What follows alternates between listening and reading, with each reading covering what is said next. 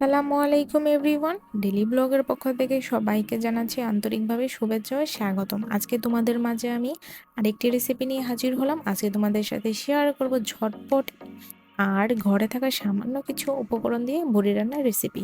তার আগে বলে নিচ্ছি, তোমরা এখনও যারা আমার চ্যানেলটিকে সাবস্ক্রাইব করো নি, চ্যানেলটিকে সাবস্ক্রাইব করে দিও, পাশে থাকা বেল আইকনটি ক্লিক করে দিও আর লাইক করতে ভুলো না যেন।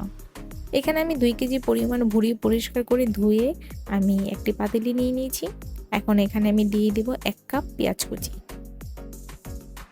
তারপর আমি এখানে অ্যাড করব এলাচ, দারচিনি আর লবঙ্গ বেটে আমি এখানে ব্যবহার করছি 2 চামচের মতো। দিয়ে দিব মিক্স মশলা এখানে 1 চা চামচ।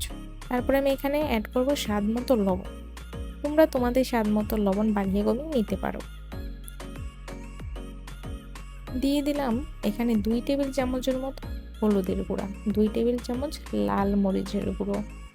তারপরে আমি এখানে দিয়ে দিব 1 চামচের মতো সাদা গোলমরিচের গুঁড়ো, 1 চামচ জিরার গুঁড়ো, দিয়ে দিব 1 চামচ সয়া সস, আর দিয়ে দিব আমি ছোট্ট চামচের প্রায় 5 চামচের মতো আমি এখানে আদা রসুন বাটা নিয়েছি, আর দিয়ে দেব 2 কাপ তেল।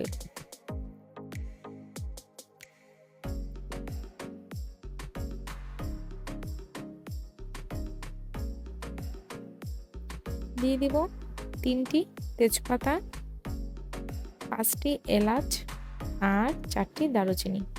এখন সবগুলো উপকরণ আমি আলতো হাতে ভালোভাবে মিক্স করে নেব।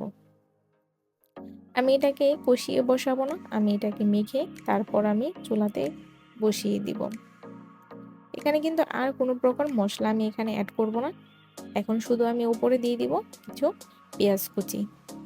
আমি এখানে ফুটন্ত গরম পানি ব্যবহার করব, সেই জন্য চুলার এক সাইডে গরম পানি বসিয়ে রেখেছিলাম। এখন আমি এখানে 2 মগের মতো গরম পানি দিয়ে দিলাম, বা 1 কেজির মতো ফুটন্ত গরম পানি আমি এখানে অ্যাড করে দিলাম।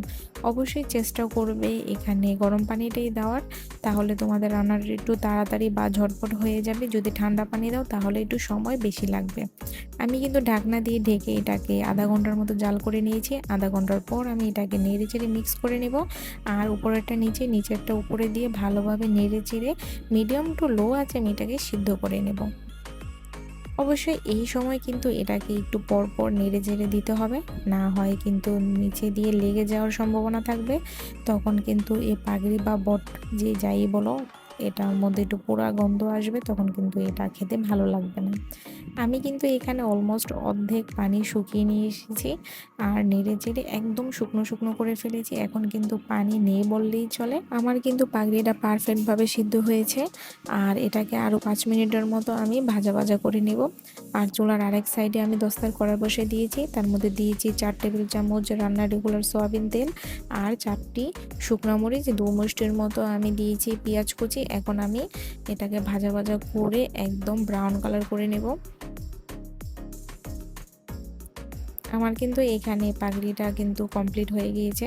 এখন শুধু এখানে বাগার দিয়ে দিব পেঁয়াজ আর শুকনো মরিচের যে আর কি ভাজাটা, সেটা আমি এখানে অ্যাড করব। অ্যাড করার পরে আমি সবগুলো উপকরণ ভালোভাবে নেড়ে চেড়ে মিক্স করে একটু ভাজা ভাজা করে নেব। বেশি ভাজা ভাজা করার প্রয়োজন নেই, তখন কিন্তু খেতে ভালো লাগবে না, একদম শক্ত হয়ে যাবে। এটাই কিন্তু পারফেক্ট। এই পর্যায়ে যখন আসবে তখন কিন্তু তোমরা এটাকে নামিয়ে ফেলবে। তোমরা অনেকেই আছো যারা সংসার লাইফে নতুন এবং নতুন রান্না করছো, তোমাদের কিন্তু অনেক কাজে আসবে এই ভুড়ি রান্নার রেসিপিটি। এখন আমি ঠান্ডা করে এটাকে পরিবেশন করে নিব। দেখো দেখতে মাশাআল্লাহ কতটা লোভনীয় এবং সুন্দর লাগছে। এটার টেস্ট কিন্তু কোনো অংশ কম ছিল না। আমার ফ্যামিলির মানুষ খুবই পছন্দ করেছে। এটা দেওয়া মাত্রই কিন্তু প্লেট একদম খালি হয়ে গিয়েছে।